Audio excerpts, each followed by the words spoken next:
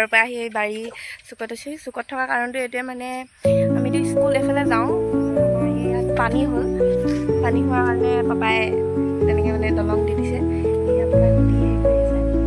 ইভাগেতো দিবলৈ সুবিধা নাই, সেইটো কাৰণে এনেকৈ দি দিব কৈছোঁ। আমাৰ মানে মেইন ৰাস্তা হ'ল স্কুল যাবলৈ বহুত দূৰ, সেইটো কাৰণে সেইফালেও যাব পাৰি, কিন্তু সেইফালে অলপমান দূৰ হয়, সেইটো কাৰণে সেইফালে যাম। বা সেয়া কৰি আছে, এতিয়া ঘৰত গ'লে মাক দেখুৱাম ল'বলৈ। চবফালে গৈ পেলাই আকৌ ভ্লগটো আৰম্ভ কৰি আছোঁ। হাই গাইছ, এতিয়া মই ঘৰ আহি পালোহি। পাপা মই আগতে দেখুৱালোঁ যে পাপাই দলং বনাই আছে, তাতে ভাগি আছে।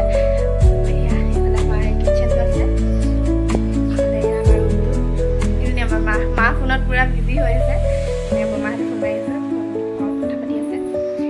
ইফালে বিচনাই এখন বিচনাত